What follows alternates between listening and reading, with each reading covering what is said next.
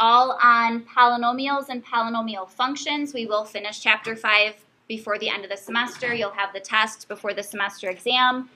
And we may not get through every example on this. If we don't, that's fine, because I realize it's a Wednesday, plus it's even a little bit shorter schedule with the change in advisory. So if we need to finish some examples before we start tomorrow, that's fine. We have time to do that. So with polynomials, where we're starting is we're reviewing from Algebra 1 the properties of exponents, and then we're reviewing how to add, subtract, and multiply polynomials. So the front side is not an example, but it's a list of properties that you saw in Algebra 1 that we're reviewing. Make sure you understand them. The beginning part, though, it says what it means to simplify an expression. So this is important because the directions are always going to say simplify, and you need to know what that means.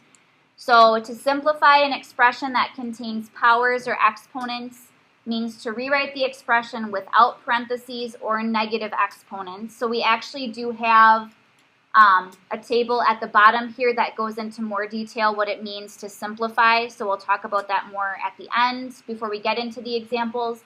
But there is a property for negative exponents and how to make them positive.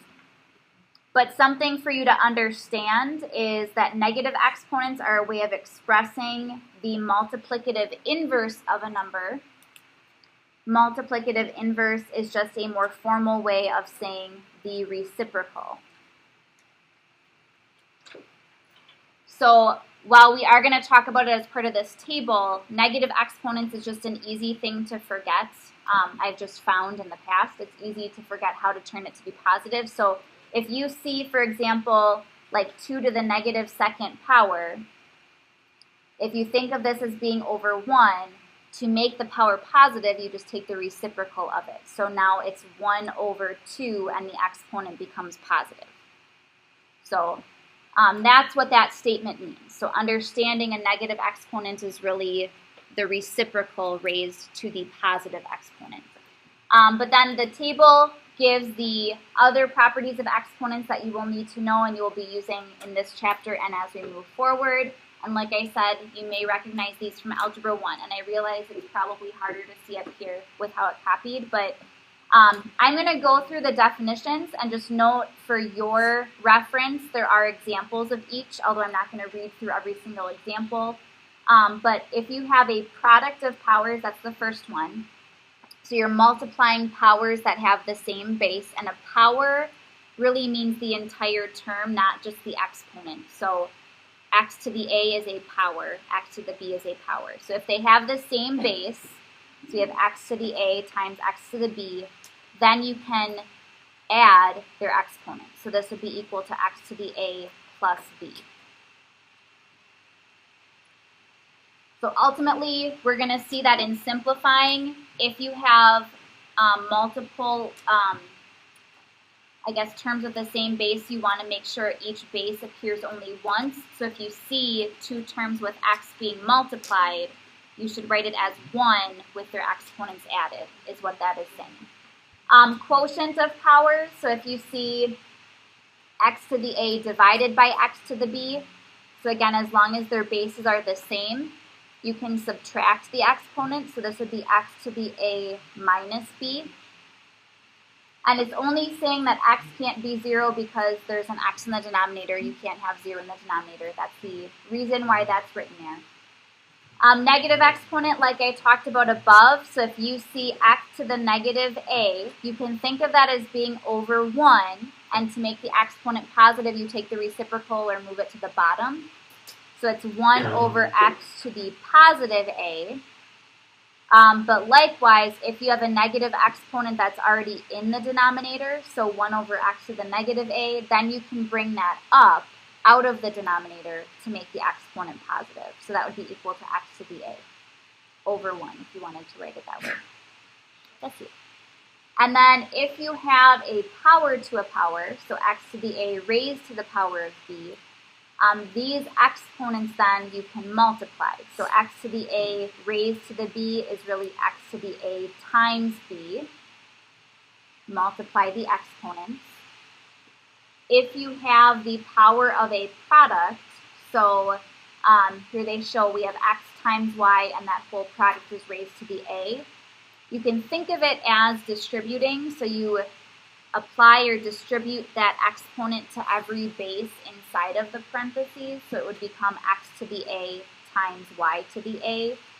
And if x or y already had an exponent, then from the property above, you would multiply the exponents together. I do want to show, though, in one of the examples it gives there, notice it has not just a variable, but it has a coefficient of 2 here. It has 2 times k to the 4th power.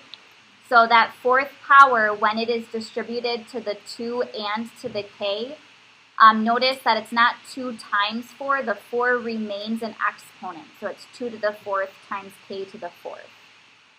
And then they just simplified 2 to the 4th. So we will go through examples that have coefficients in them as well. But often when students distribute that in, they want to multiply the numbers, not raise it as a power.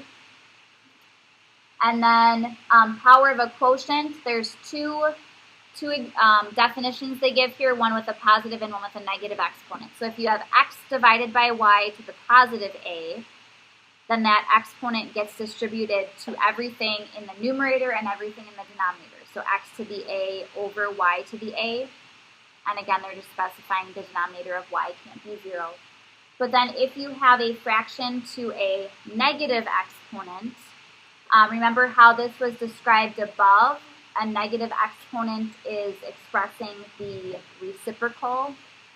So one way you could do it is distribute the negative exponent and then make both exponents positive, or you can start out by taking the reciprocal of x over y, so it would become y over x. And once you take the reciprocal, then the exponent changes to a positive. And then it can be distributed to the top and the bottom as a positive exponent.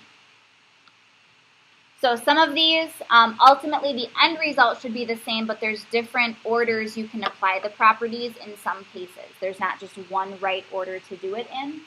And then the last property, the 0 power property, means anything raised to the power of 0 is equal to the number 1.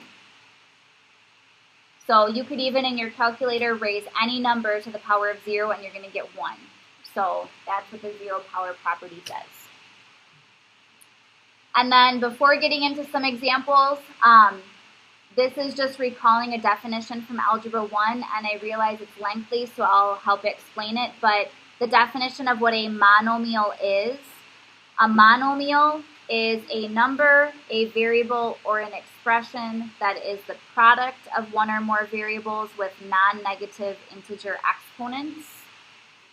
So to help you understand that definition, so if you just have a number, that is a monomial.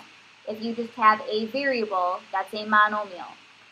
Or it can be a product of numbers and variables, as long as the variables have non-negative integer exponents, which means all exponents should be positive whole numbers, would be another way to phrase that. So exponents of 1, 2, 3, 4, so on are the exponents that are okay. If you have negative exponents, then it is not a monomial.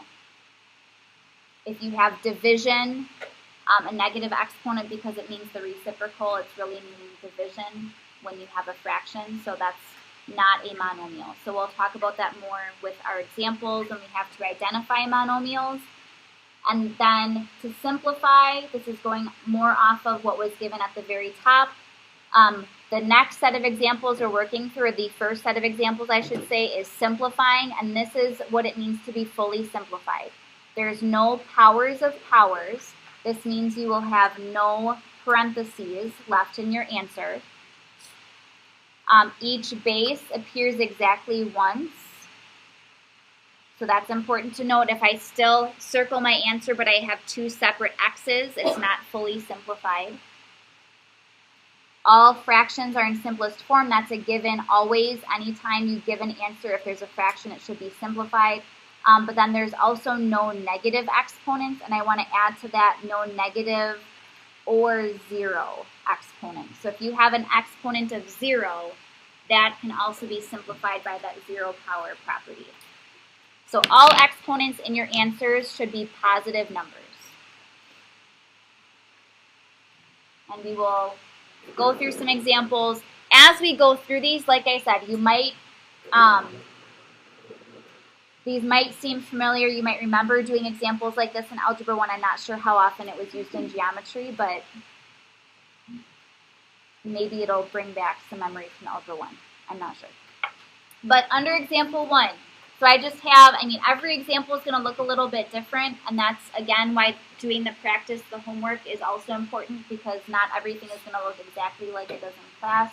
Make sure you still understand the practice problems, but I try to pick ones that each have something a little different to them to review the properties we have. So in part A, we are multiplying 2x to the negative third y to the third by negative 7x to the fifth y to the sixth. So really everything in this line is just being multiplied together. So notice we do have coefficients of 2 and negative 7. Those get multiplied together. So we multiply 2 times negative 7, that's negative 14.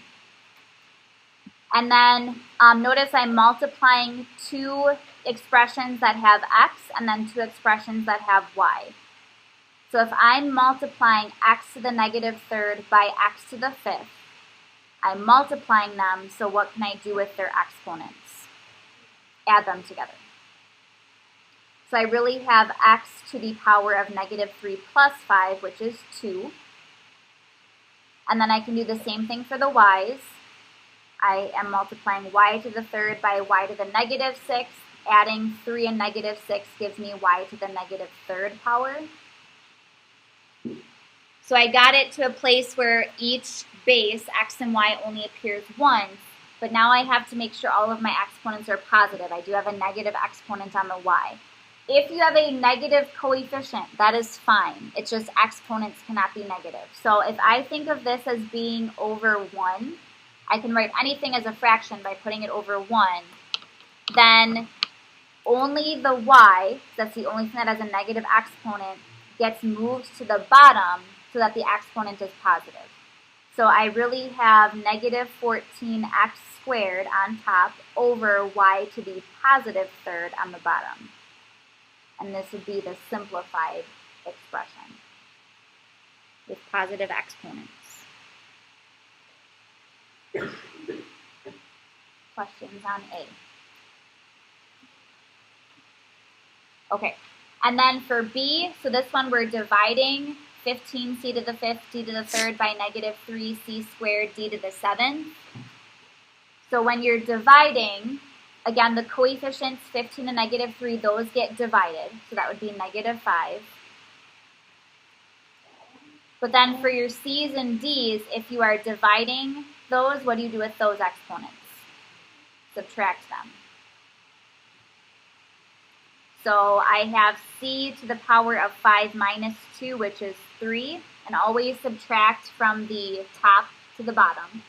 And then I have d to the power of 3 minus 7, so that would be negative 4. And then, just like example A, I can't have a negative exponent, so if I think of this as being over 1, the d to the negative fourth gets moved to the bottom. So that would be negative 5c to the third, all divided by d to the fourth.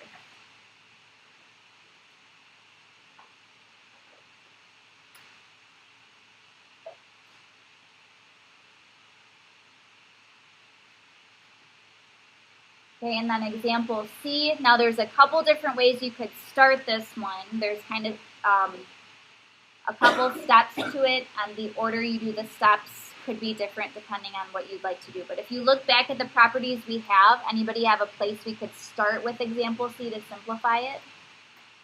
A over 4 all to the negative third.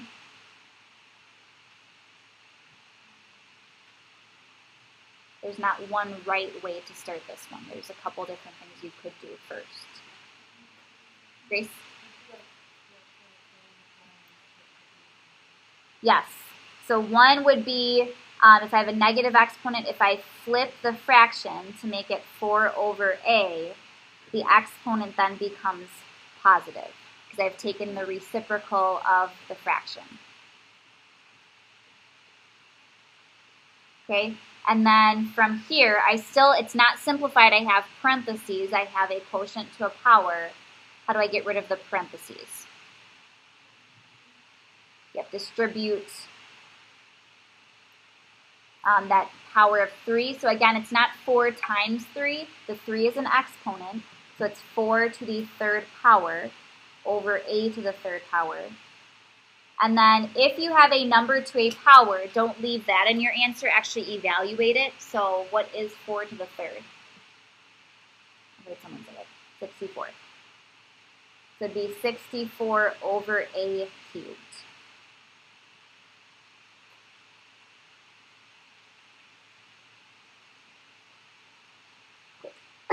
Okay, and then D, I also want to go through with you. This is a product to a power. So we have negative 2x cubed y squared all raised to the 5th power.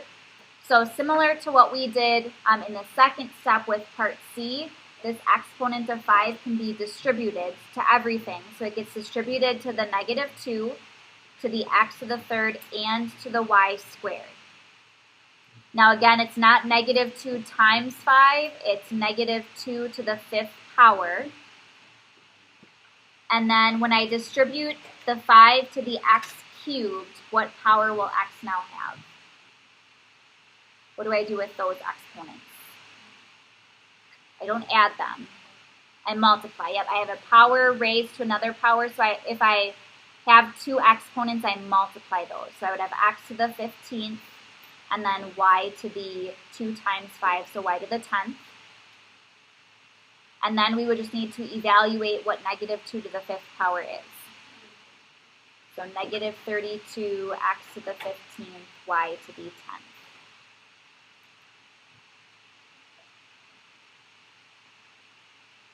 Okay, so what I would like you to do is, and like I said, we might not get to every example today, that's fine. I don't just want to skip over E, F, and G because practice with these is good. So I want you to answer the next 3, E, F, and G, and then we'll make sure everybody, we'll check the answers, and then we'll move on and get through what we can today and just finish it up tomorrow before we move on. But answer E, F, and G, and I'll give you a minute before I start walking around in case you have questions.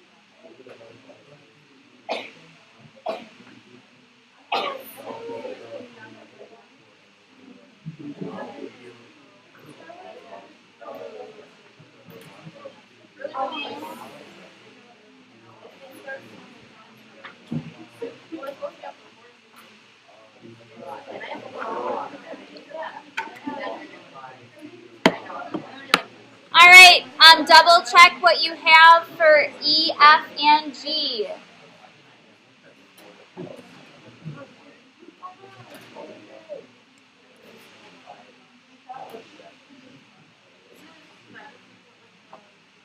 The ones, no, it does not matter. So if you, for E, if you had A to the 1 and C to the 1, that's fine.